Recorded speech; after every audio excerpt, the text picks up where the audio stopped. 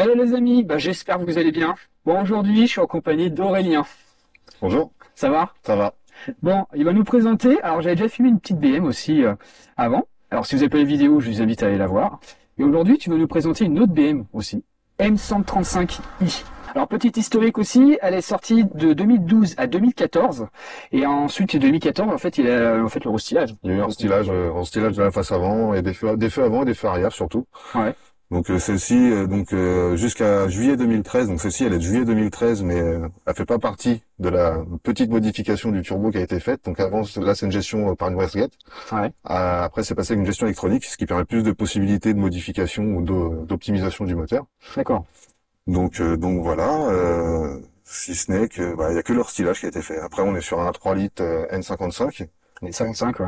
Les E87 d'avant, donc là on est sur une F21 3 portes. Ouais, Sur le E87 c'était le N54 biturbo, donc 3 litres biturbo. d'accord. Là c'est le N55, 3 litres avec un seul turbo, assez gros. Ouais, 320 chevaux, 470 newtons d'origine. ouais. Après, Après, une petite prépa dessus. dessus j'ai un petit step Ouais. 1, ouais, ce qui me permet donc en bidouillant au maximum avec l'ancienne génération de turbo qui est sur la veine, du coup, d'obtenir 370 chevaux et 570 newtons de couple, Tout pas mal, quand même. qui est déjà pas mal. C'est pas mal, quand même. Si elle était de août 2013, Ouais. j'aurais pu atteindre 380 chevaux. Donc D'accord. peut-être un peu plus de couple. Du fait de cette gestion de turbo qui est un peu différente, qui est Ok. électronique en fait. D'accord. Ouais. Donc en fait, ils ont réduit un petit peu au niveau de la gestion, tout ça et tout, et Alors, peut-être à moins de chevaux. c'est pas qu'on a moins ou plus, c'est que comme le turbo est mécaniquement fait, géré différemment, donc c'est une wastegate c'est mécanique. D'accord. À partir de août 2013, c'est électronique. Donc D'accord. l'électronique, en fait, avec les Ah ouais. programmations, Ok. ils peuvent jouer un peu plus dessus. D'accord. Ok. D'accord. D'accord, je vois. Mm. Ok. Bon, on va aller faire un petit tour. Dis-nous un petit peu plus sur ta voiture. Qu'est-ce qui a été fait dessus? Alors, il y a les coques de rétro en carbone. Ouais. Moi, je l'ai acheté comme ça. C'est un très bon choix de l'ancien propriétaire parce que d'origine c'est gris Ok. clair, donc rien à voir avec la carrosserie. Alors, ils sont assez jolis les rétros. J'aime bien, hein. Ils sont bien profilés, tout ça et tout là. C'est un petit rappel comme sur les rétros d'M2 par exemple. Oui, tout à fait. Ouais. C'est vrai. Après, niveau jantes, t'as les jantes d'origine. Jantes d'origine avec les logos noirs BMW qui sont pas d'origine bien sûr. D'accord. J'ai mis des disques et plaquettes Brembo qui sont poinçonnés, rainurés. Ouais. Donc ils sont pas percés. Ils ne sont pas percés. Voilà, on voit au fond en fait. D'accord, je connaissais pas du tout. Hein. Mm. C'est, Alors ça freine très très bien, hein, c'est pas le problème. Le petit point noir, c'est qu'ils sont bruyants. Ça fait quand même un petit bruit de grillon. Moi je dis ça quand on roule. Ça ouais, fait des turbulences en fait dans les trous. d'accord. Alors à l'arrière c'est pareil, t'as mis la même chose. Mais Pareil. moi ce qui me sidère un petit peu, c'est que les disques ils sont énormes à l'arrière. Ils sont aussi gros qu'à l'avant. Mm. À l'habitude on a toujours des disques beaucoup plus petits. Et là, on voit bien, c'est les disques sont énormes. Tac, comme à l'avant. Avec les petits étriers M d'origine. Très joli, hein, ça ressort bien sur le noir. Mm. C'est un très joli bleu dans tout cas. Bon pareil, t'as une ligne d'échappement dessus. Alors une demi-ligne, j'ai gardé le kata. Ouais, Ça fait déjà suffisamment de bruit comme ça. D'origine, c'est une ligne avec un clapet. ouais, Donc là, avec la demi-ligne, je n'ai plus le clapet. d'accord. Donc elle est tout le temps en échappement, pas libre, pas échappement libre, mais bon, À échappement Miltech dessus, c'est ça. pour les connaisseurs. Et là, on voit bien en fait le M sur l'étrier. C'est sympa aussi, hein. Et sur la jante aussi. Exact. On voit le petit M aussi là. Ça fait bien. C'est vrai que le bleu, moi j'adore, hein. Il est très très joli le bleu. Ouais, Ça va très bien avec. Ouais, souvent c'est un bleu assez Après, foncé, mais là c'est très joli, ouais. il existe l'option performance, enfin pack performance, donc avec des freins un peu plus gros encore. Et Ouais. on les reconnaît, c'est des étriers qui sont rouges ou qui sont jaunes, au choix. En fait, on prend l'option, on choisit la couleur de l'étrier. Quand c'est bleu, c'est d'origine. D'accord, ok. Et quand on prend rouge, donc c'est un pack sport. Un pack performance. Pack on appelle ça. performance. C'est vrai qu'elle est belle ligne, elle est très très propre aussi, hein. Franchement, c'est. Moi, je suis juste le petit point négatif, je dirais une paire de jantes un peu plus grande. Oui, Pour lui donner un petit peu plus de volume en fait à la voiture. plus grande ou après on aime ou on n'aime pas, mais c'est pas moche. Mais c'est vrai que oui, des jantes de M2 par exemple, ce serait le top. Ouais, c'est ça. Ces jantes sont pas, ils sont pas dégueulasses, ils sont belles, hein. Non, non, elles ont un Elle va bien style la et tout ça. voiture, mais un petit peu plus grand. De taille, parce que t'as en combien de pouces là-dessus? 18. 18 pouces? Ah, ça fait 18 pouces? Oh, Mm. on dirait, on n'a pas du tout l'impression, quoi. Donc 18 pouces, 245 à l'arrière et 225 à l'avant. Ouais, 225 à l'avant. D'accord. Et à l'avant aussi, la calandre aussi noire. Alors c'est pas j'ai fait, c'est l'option Shadowline, ils appellent ça. D'accord, ok. Donc tout ce qui est chromé, en règle générale sur toutes les voitures de série de chez BM, Ouais. c'est en noir. Donc on a la calandre, on a les baguettes de porte, les contours de fenêtre. Ok, il reste encore le petit... Les petites baguettes là. Voilà, les petites ailettes aussi en aluminium qui restaient, quoi. Ouais. Avec les sont noirs. Bon, après, c'est pas plus mal, ça ressort bien sur la voiture, quoi. Oui, Et ça donc, c'est choque pas. un pack, on va dire, noir dessus. D'accord, ok. Shadowline, ils appellent ça. Shadowline, d'accord. C'est full black. On le voit au niveau des contours de fenêtre, tout ça, normalement, ça devrait être chromé, par exemple. Ah oui, exact, ouais. C'est vrai qu'elle est... Là, c'est pas chromé, tout est noir dessus. Ouais, ça y va plutôt assez bien, quand même. Ça y va plutôt assez bien. Alors, tu m'as dit aussi qu'il y avait plusieurs types aussi de réglages d'amortisseur, Suspension. de suspension, ouais. Alors ça, on verra, je pense, plus dans la vidéo après, mais oui, il y a trois modes, en fait. C'est pas forcément des modes de suspension, c'est qu'on a un mode, quatre modes même. On a un mode éco-sport. Alors, là, on dépasse pas les 110 km/h.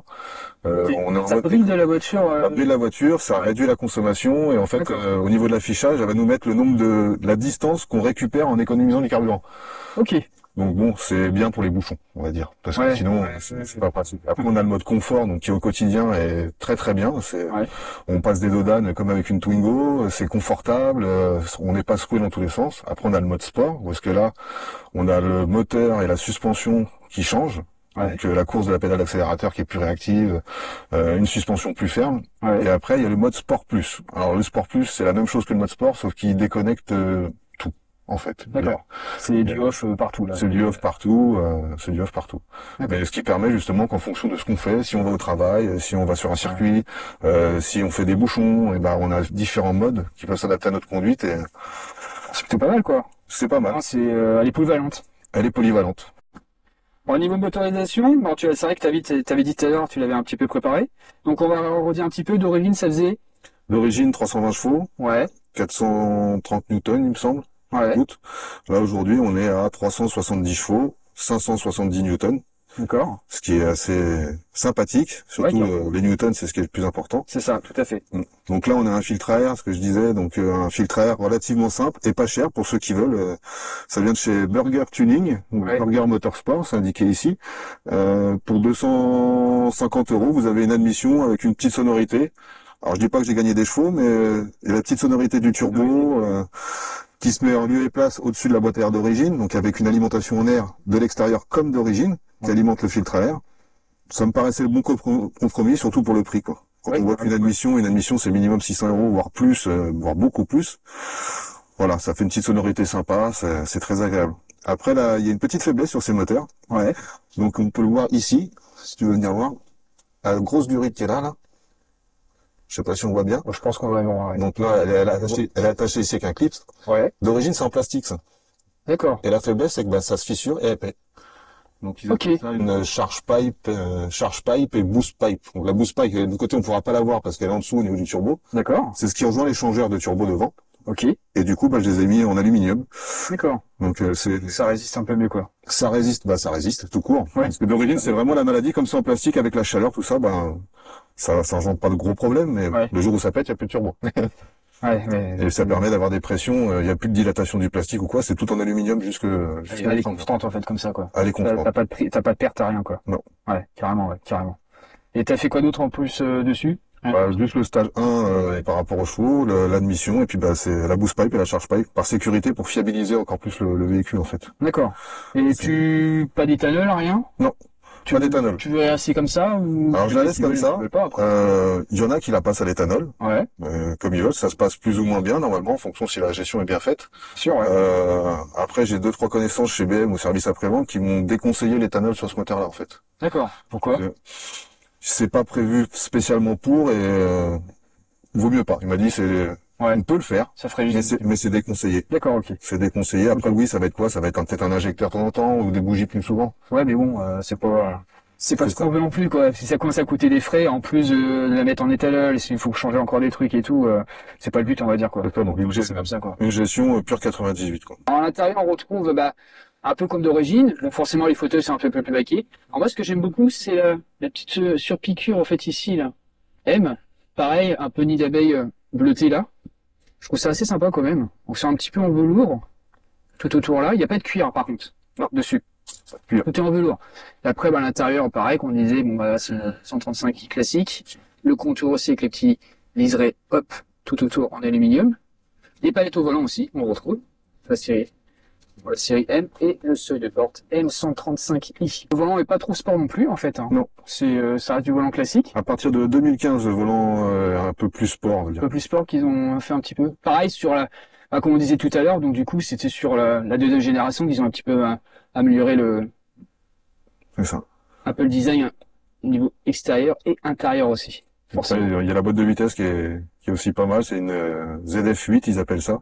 Ouais. Donc 8 rapports. 8 rapports. 8 rapports qui est très très réactive, une très bonne boîte de vitesse, très fiable. Petite petite particularité à savoir, c'est que chez BMW, ils préconisent pas de vidange. Mais il faut savoir que c'est à vidanger entre 80 et 100 000 km. D'accord. C'est préconisé par ZF directement. Directement. Ok. Directement. Et ZF étant, il y a un ZF à Chartres. D'accord. Et ZF, c'est quoi? C'est la marque de la boîte de vitesse en fait. D'accord. Le Ok. fournisseur. Ok. Donc c'est une ZF8, donc la marque ZF. Et c'est la marque. Et ils font ça. D'accord. Et ils font la vidange. Par contre, si vous allez chez BM, ils vont vous dire, il n'y a pas de vidange. Ah ouais. Ouais.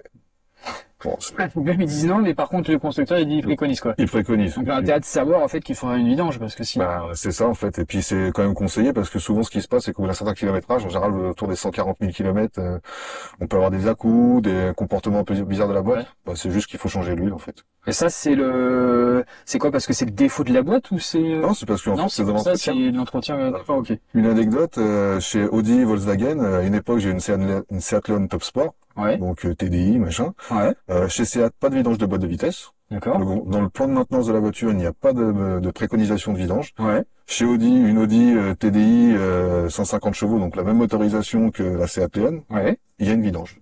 Ah ouais. Et ils fournissent les filtres, et ils fournissent l'huile, et ils fournissent tout. C'est bizarre, ouais. J'avoue. Donc bon, Ouais, ça fait étrange, ouais. c'est ça. De toute façon, il faut se dire que de l'huile, ça ne peut pas durer la vie d'une voiture. Non, ouais, faut le faire aussi, ouais. J'avoue, C'est ça. on fait pas 300 000 bornes avec une huile de vidange de boîte. Mais bon.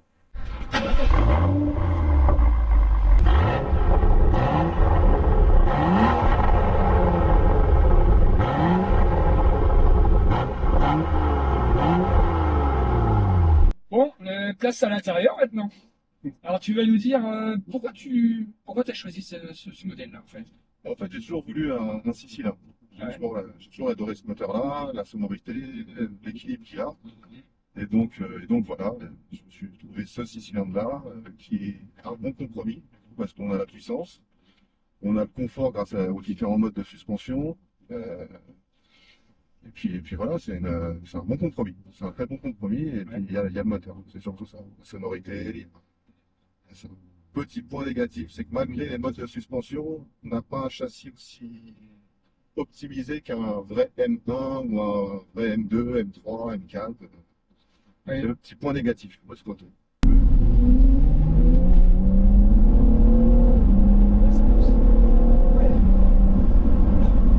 Avec le petit. Si, ouais, c'est ça, on entend le turbo là-dessus. Donc, la petite balle, le fameux filtre-air. filtre à air. Ouais. Ah ouais. J'avoue, ça marche, ouais, vraiment, surprenant. Parce que c'est vrai qu'appareillage, mais du coup, ouais, c'est plutôt Ouais, ça, c'est oui, tu l'as là. carrément. Oui, ça marche.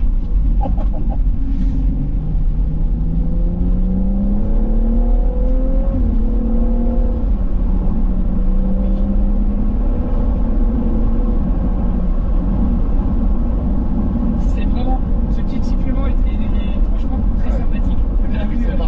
Ah, j'adore.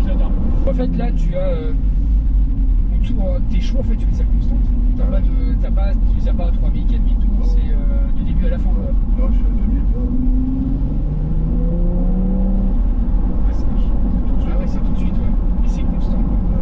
T'es à combien là là-dessus 7005, je pense. Ça prend 7000. La zone rouge commence à 7000. Ah, c'est plutôt pas mal, ouais. Tout de suite jusqu'à 7000, ouais, c'est bien. J'avoue, c'est très bien. Bon, là, on va partir tranquille et on va voir l'accélération que ça fait. On va voir ça tout de suite. Allez, c'est parti.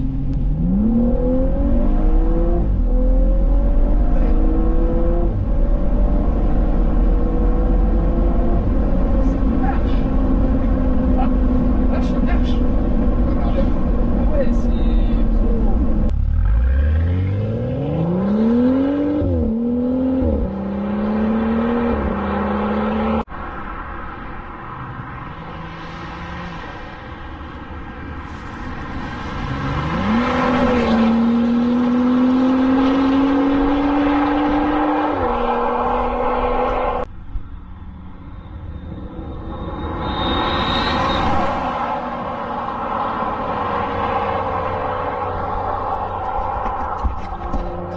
Ah, ça siffle, hein.